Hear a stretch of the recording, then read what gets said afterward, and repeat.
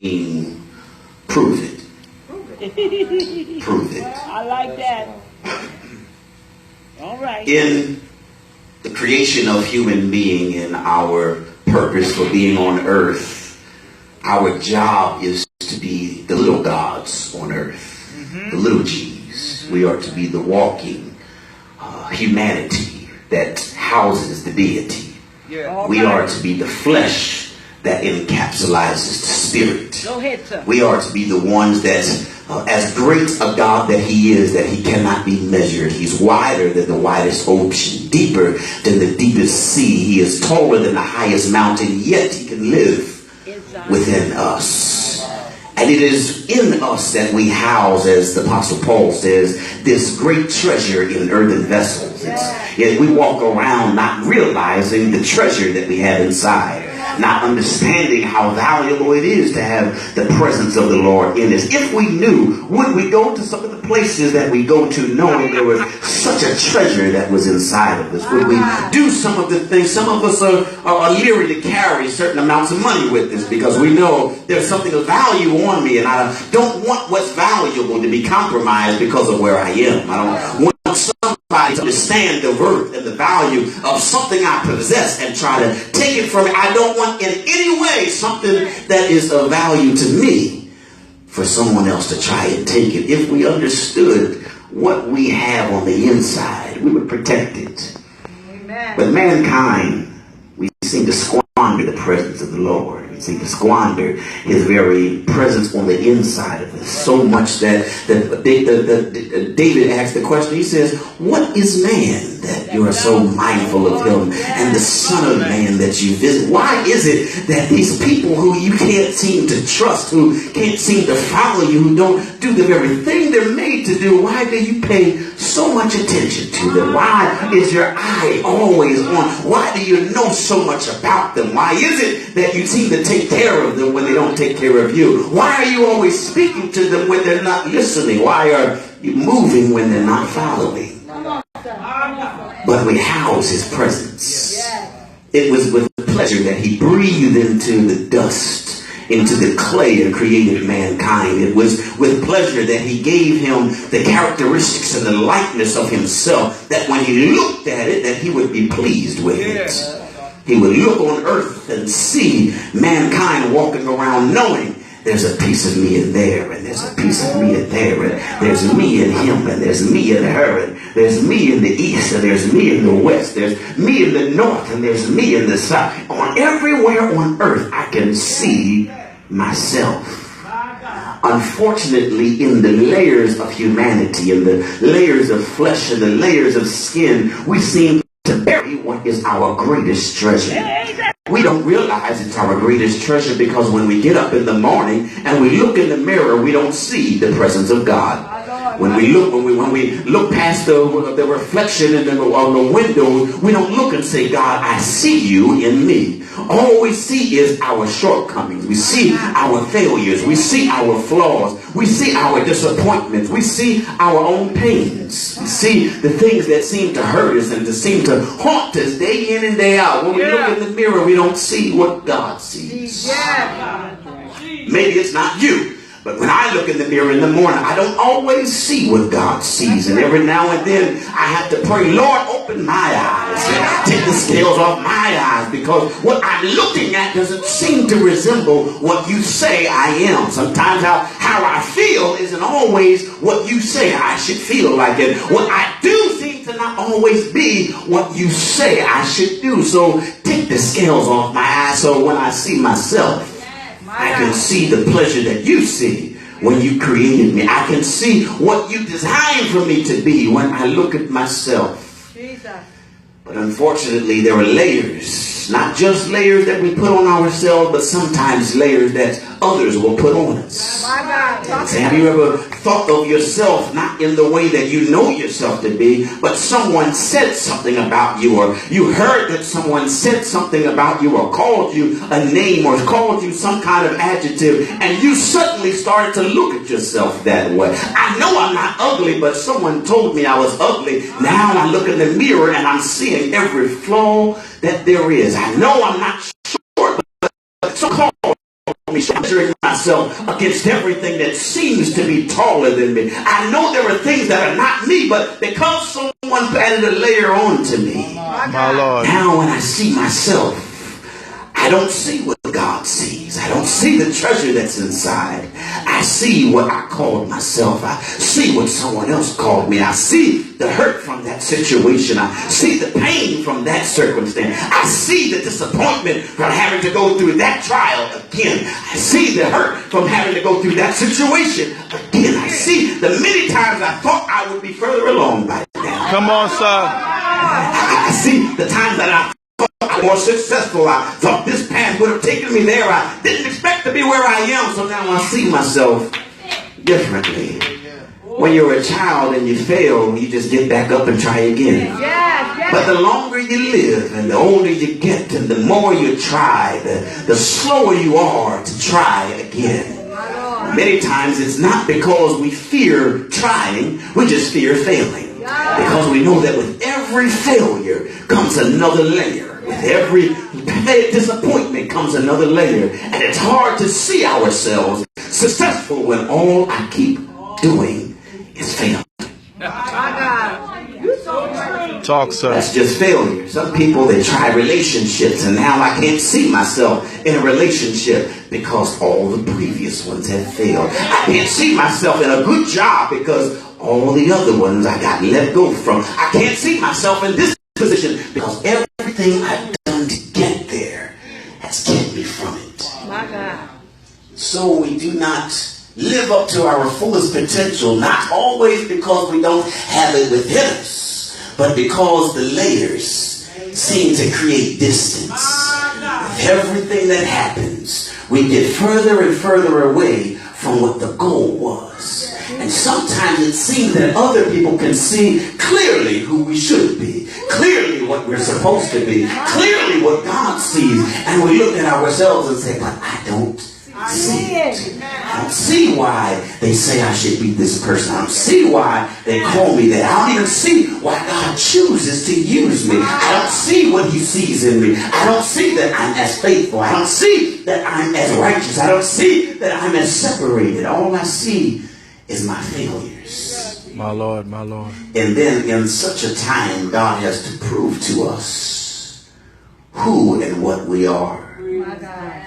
Oftentimes we are elated to be the choice of God. Yes. We're elated to receive the favor and the attention of God. We're elated when God looks past millions and billions of other people and says, I'm going to bless you. Yes, God. Of all the people he could bless, of all the time he could stop and say, and before I get to the last row, I'm going to bless everyone on the first row, and then on the second row, and then on the third row, and you have to watch. Sometimes it's hard to accept that God chose me. But then when we do accept it, we're glad about it because we know with the choice of God comes blessing, comes favor, comes praise, comes glory, comes honor. With the choice of God comes being set apart, comes being esteemed. But sometimes with the choice of God comes persecution. Yes.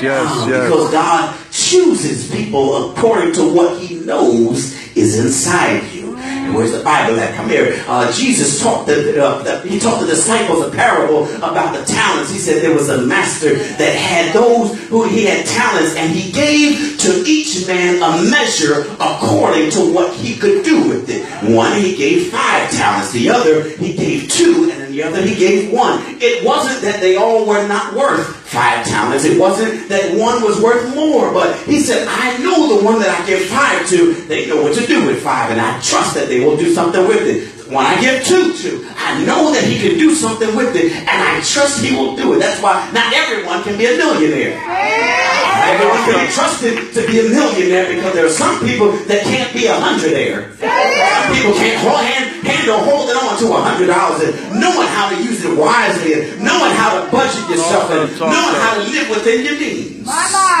Says, I know according to who you are, what's inside of you. I know you. I don't know the you that everyone else sees. I don't know the you that you show on Facebook and you that you show on Instagram. And I don't know the you that you show to your job and to your schoolmates. I know the real you. I know the you that before you were a twinkle in your mother and your father's eye. I know the you before the foundation of the world. I know who I created you to be. I know what's inside of you. Many times to pull out what's inside of you, My Lord. God has to masterfully orchestrate trouble. Trouble. Because I've learned in the few years I've been alive that being on the mountaintop does bring out the best in you. Lord have mercy. Being in the sunshine and rainbows doesn't bring out your best qualities. Doesn't show you the real character and nature that's inside you. Oh, but when trouble comes. Trouble comes. You ever had a good friend? I mean a best friend. And then y'all get into an argument. Then you wonder, who are you? Because now I'm dealing with, I'm interacting with someone that I don't really recognize. Because situations seem to bring out the true nature of a person. Trouble seems to stir up what's been fallen to the wayside. Trouble seems to illuminate the darkest corridors of our hearts and our emotions. Trouble seems to shine light in the alleyways of our minds and the things you thought you'd never think about. When trouble comes, they seem to be the first thought crosses your mind. God seems to orchestrate the right degree of trouble to bring out what's inside. My Lord. It's not always good to find out what's inside you. Have you ever found out something about yourself and was shocked that was you? Have you ever thought that had a thought that you were going to do something and then you paused and said, wait a minute, I would never do that. Or would I? There are some situations that seem to put us in a seat that we've never sat in before. And it seems that God is the master architect and pulling together the right formula, the right degree of trouble. Because this type of trouble doesn't just show what you are, but it proves what you are. Prove means there has to be some tension, has to be some opposition. When you shine a knife, when you go to sharpen a dull knife, you don't take a piece of rubber. You don't take a piece of paper. But you have to take a stone, something that will not falter when the knife hits it, but something that will stand and will strike against the knife and will cut away at the knife. Not so that the stone will become harder, because the stone doesn't change, but the knife then becomes sharper. Many times when God is trying to sharpen us, He'll give us the right amount of tension. My Lord. While we're uncomfortable saying, Lord, why are you rubbing me against this? Lord, why does it seem like there's this hard place I keep being brushed up against? He said, I'm sharpening. There was things inside of you that has been dulled over time. There are things inside of you that have layers upon layers upon layers have covered up, and I can no longer see it. And I know it's still in there, but there are some people around you that needs to know it's still there. There are some people around you that may not believe it's in you. There are some things that have happened where people may never know that there is still a treasure inside.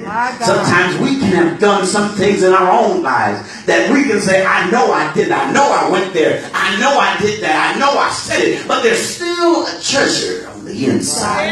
And we're always being compared to what we did as who we are, not really realizing that sometimes my actions don't even match what the quality of my intent, the intent of my heart was. And sometimes just because I took a drink doesn't mean I'm an alcoholic. Sometimes just because I did this mean it's who I am. Just because I went there doesn't mean it's who is inside of me. God sees this servant he has in the world, in the earth. Looks and sees his treasure inside this flesh. Around the treasure, he knows there's some doubt. Even though those who know Job knew he was a man of great faith, there was doubt. It was layer upon layer. If for no other reason, because Job seemed to be successful in life.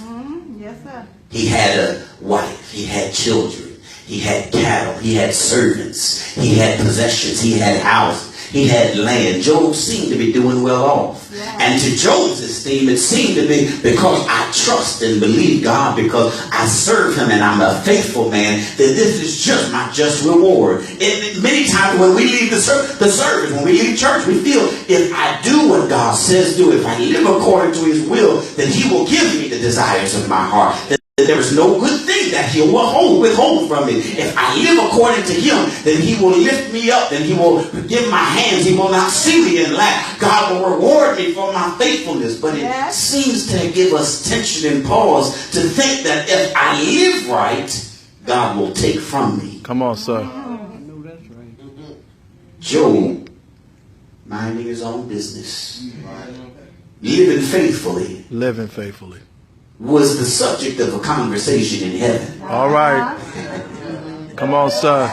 In a land far, far away. Far, far away. Job's name came up. Not that Job was doing so bad. Not that he was the one on the principals list that I need to talk to this with and straighten him out. Not that there was something wrong and I need to put him back on the right path. But I have a treasure in the earth. My God. That of all the treasures that I have, if you need to prove some treasure, this is one that you can prove. My God. God trusted the treasure more than he did the casing. More than he did the outward part of it. Apostle Paul said, for we are perplexed. Perplexed. On every side. Every side. Cast down, but not destroyed. Because I have a phone, I have my tablet here, and my tablet cost me some money. Yes. It cost me a pretty penny. All right now. This case here, not so much. All right. Might have paid a good $20 for it. Come on, sir. I trust the integrity of the tablet more than I do the case. All right. But I bought the case to make sure if anything happens to it, it'll happen to the case and not to the tablet, because the treasure is not in the case. Come on, sir. The treasure is in the tablet. Many times we go out of our way to protect. Come on, sir. Out of our way to protect what's holding us. We go out of our way to make sure we don't bump and bruise, make sure we don't pain, make sure we don't experience anything to our case. My God. Not realizing the treasure is not in the case. That's right. It's what's inside. God looks at his treasure. Despite the case, he says, I need to show you, Satan, the treasure in the earth.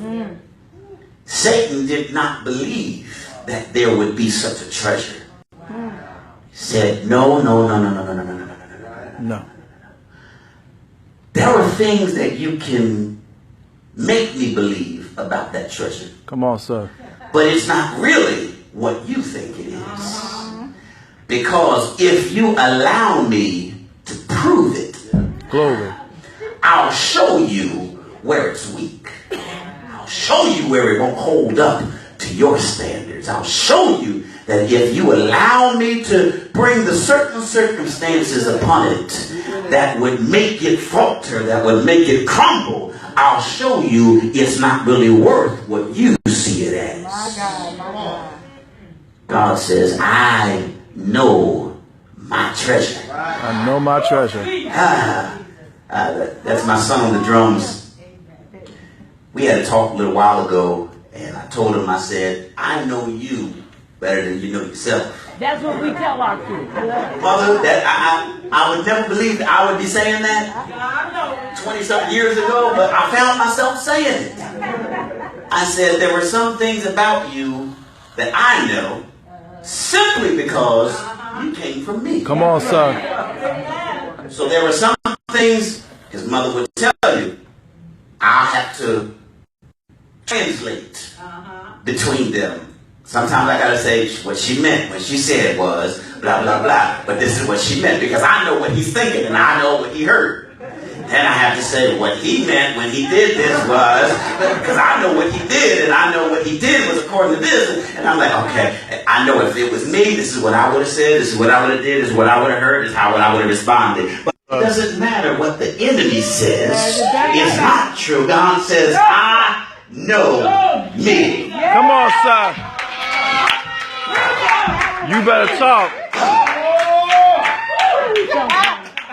Says, let whatever happens, happen. Let it happen.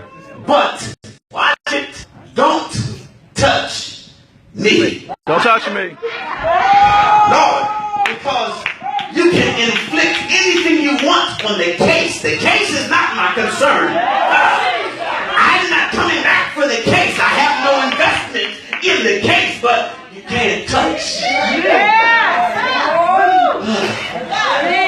Says, You better break this down. Break it down. they came. Job, minding his own business. One by one, he started to get word. Sir, was at the house, and a robber came in, grabbed your children, killed them all, grabbed the handmaids and the house servants, killed them all, and I alone escaped to tell you. Tell you. Before he could finish, another one came. Sir, I was at the house, and the house burned down. You have nothing left. It destroyed all the cattle, and I alone escaped to tell you. One after one, he just started getting bad news after bad news. 5 minutes ago, I was doing all right, living for the Lord, but now it seems to be the right amount of trouble that's been orchestrated that now all I have left is myself. Myself. Uh-oh, that's Even then, going. boils start to come on his skin. So sometimes you don't mind not having stuff as long as you got good health. But then it seems to be no matter what stuff you have, if you don't have good health. Job had nothing and now his health was Come on, failing. sir. It started to prove those around him, because those around him came to him and said, well, look, man of God. In verse 20, in chapter 22, he was questioned and said, well, look, maybe you need to have a conversation with God. Eliphaz told him, he said, but maybe you need to go on the altar there. There's something you must have done. I know you look righteous in our eyes. I know you wear your good clothes when you come to the temple. I know you can sing and dance and preach to the best of them. But apparently you must have done some wrong in God's eyes, because there's no way in the world God would see you and the wife you live and have this happen. That's right. Here's what when you read between the lines, here's what they were saying. Because I did worse than you, and God didn't do it to me. Come on, sir. Come on, I did sir. things that you didn't do, and God didn't do it to me. So you must have done something worse than me. If you read between the lines, that's what they were saying. But you must have done something so wrong, because if that was the punishment for what I did, it would have happened to me. Now they're wondering, what did you do? What did you do? Go before the altar. Come, let me talk to you. Come confess your faults. Right. What did you do? What is it so bad that God would inflict this on you? Job finds himself answering Eliphaz. He says, to this day, I have a list of complaints. My God. But my work, the work of my hand, will not be more than my tears. My Lord. while I am crying, while I'm disappointed, I'm going to remain faithful. Remain faithful. While things are being stripped from me, I'm still going to hold on to what I believe. Text picks up in verse 8, chapter 23, and he says, I wish I could hear from God. I wish I could see God. Because being a man of faith and always being in communication and fellowship with God, Job was never without instructions from God. He was never without directions. He was never without the communication with God. So now he finds himself, which seems to be the worst time of his life. If you want to abandon me when I got money. Abandon me when I got friends. Abandon me when I got a good car. Abandon me when I got a good job, when my bank account is smiling at me. Abandon me when I'm on vacation. But don't abandon me when I'm at my lowest Come on, point. sir. Come on, sir. That seems to add insult to injury. I can take people when they walk away while I'm smiling, but don't walk away while there's tears running down my face. Don't walk away while I'm pulling the lip out of my pocket. Don't walk away when it seems to be the moment when I need you the most. Jesus felt something similar on the cross. He said, my God, My God. my God, My God. why hast thou forsaken me? Today I've been 100% faithful, done everything you told me to do, and it seems like at the worst point of my life, it seems to be that's when God will seem to step back. Not to let us feel abandoned, not to make us feel like we've been left aside or isolated, but to prove really inside. Because it's easy to stand your ground when everyone's around you. It's easy to do what you're supposed to do when there's a crowd. It's easy to live up to the standards of what God's word says when all things are going well. But what happens in days like today where it seems like some things are getting harder and harder and harder to do? Job said, I looked around. Verse 8, if I go forward, he's not there. If I go backwards, he's not there. It says in verse 9, look on the left where I know he works, but I can't find him. And then on the right hand, he hides himself so that I can't see him. This seems to be the perplexing point of the text, because if it were me, and I'm that faithful at the time when I thanked thee, God, if I needed you, if I never needed you before, now is the time when I need you. To find that there is no place I can find you. Which seems to fight the text when David says, whither shall I go from thy presence, and whither shall I go from thy spirit? If I ascend into the heavens, thou art there. If I make my bed in hell, thou art there. And if I take the wings of the morning and dwell in the uttermost parts of the sea, even there. But now it seems You're nowhere. I Come can't on, sir. find God. Maybe it's you've never been to that place. Maybe he's never experienced you. He's never orchestrated that level, that degree of trouble where you said, God, I don't need family. I don't need friends. I don't need my money. I don't need job. I don't need this, that, and the other. I need you. I know I needed this person yesterday, but I need you. I needed a prayer party yesterday, but today I need you. And to not get a response.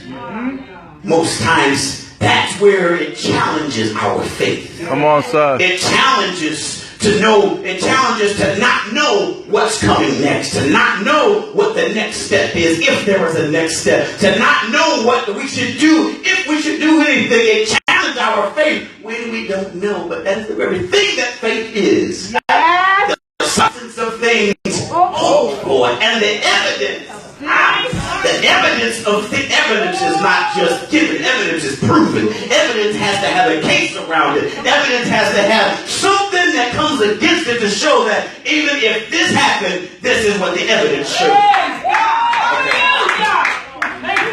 Come to the end of the text. Verse 10 begins, he says, but I know I can't see him in the front of me, behind me, to the left and to the right. But here is where he takes confidence, and here's where the treasure speaks up. He knows He knows the way that I take. That word way doesn't just mean he knows what's happening right now. But it means he knows the journey. the journey. He knows the whole distance. He knows the path. He knows what happened, what's happening, and what will be. He knows the way that I take. He knows which way I'm going. He knows the road I'm on. He knows the path I'm on. He knows what's happening right now. And even if he's not there with me, he knows where I am. Have you ever felt like that? That God, I don't know where I am. I don't know what's going on. I can't speak to what's happening, but I know that you know exactly where I am because your eye is on the sparrow. I know you're watching me. It might be dark in my mind. It might be dark in my vision. It might be dark in my ears. It might be dark around my feet. But as long as you know the way that I take, as long as you know exactly where I am, as long as I know that you know. My God. Hallelujah. This is where we make our point. When he has tried me. Because this word tried doesn't mean to test, to fail. But it means to bring out of. When he has proven me. The same as gold is proven when it's put into the furnace. It's not made for the fire isn't made for anything it's not made to affect the gold at all.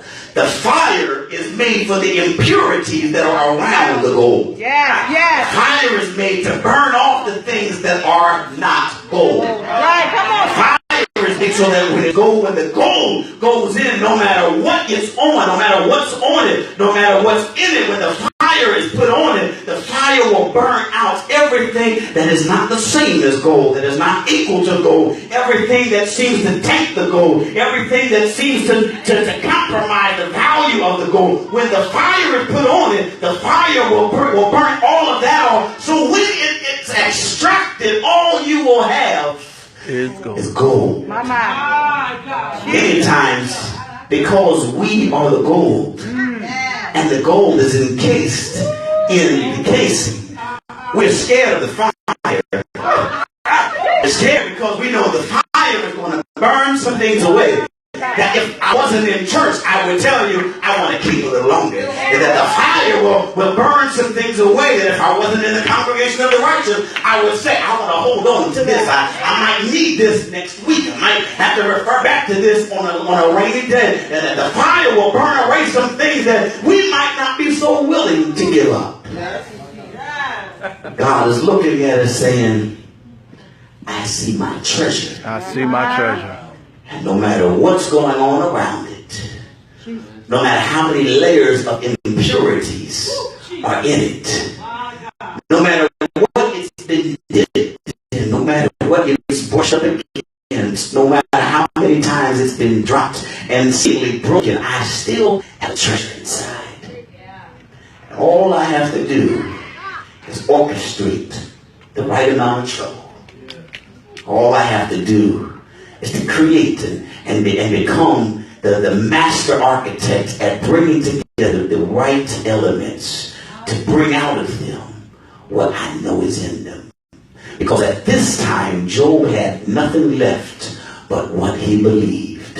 And there are times when God will pull everything from you. God will pull everything from around you. God will take what you value the most and leave you with nothing but what you believe. Because he needs to prove that you believe what you believe. Come here, Abraham. He told Abraham, I'm going to give you a son. And he kept his promise and gave him his son. And then when the time came, he said, now I want you to bring your son and sacrifice the very thing that I promised you. I want you to sacrifice the thing that I know you hold the closest and dearest to you. I want you to sacrifice what you know you got from me. Abraham did not flinch at all. He said, well, let's go, Isaac.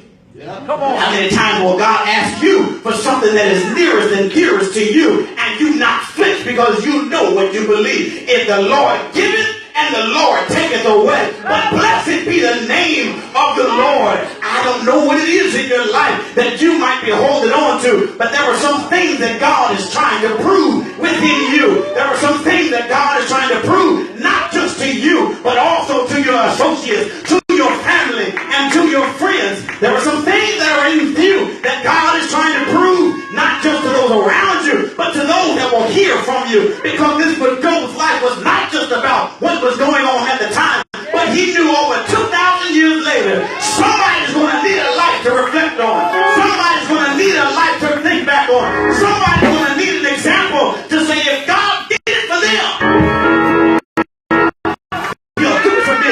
Somebody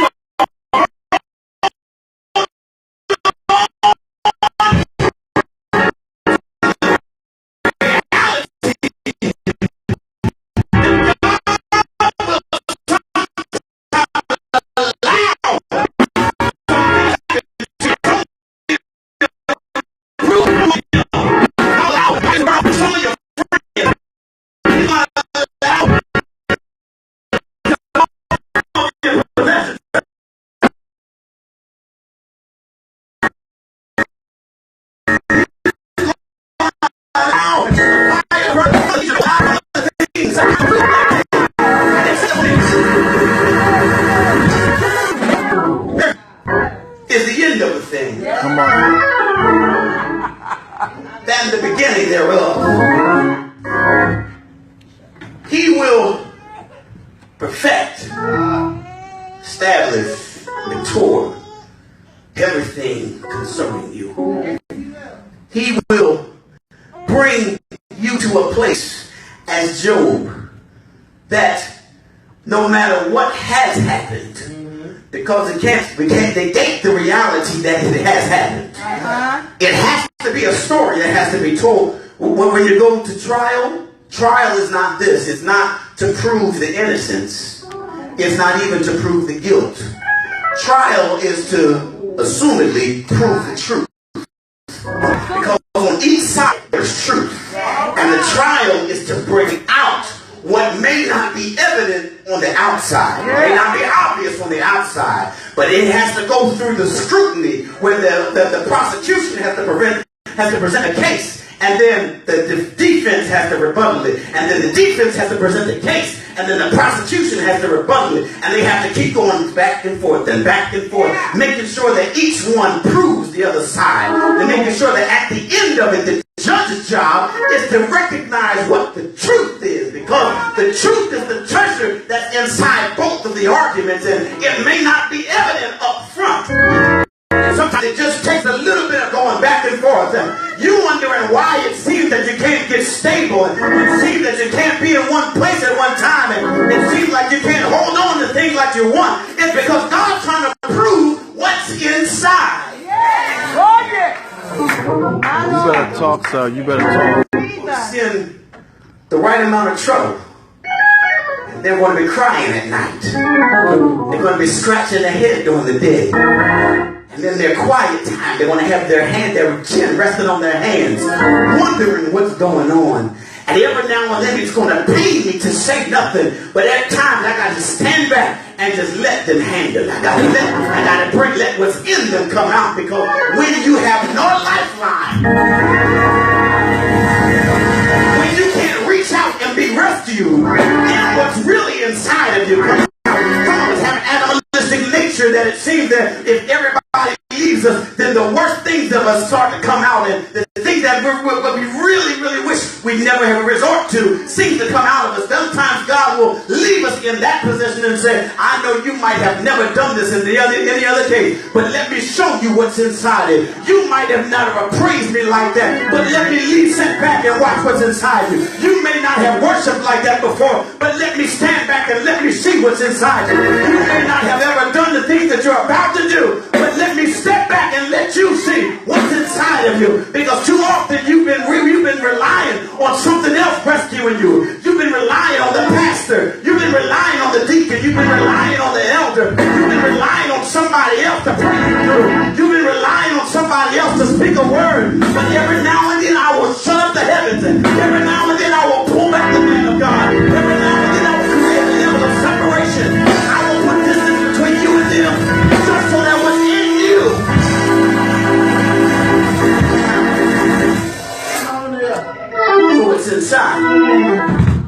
character that's inside will come out.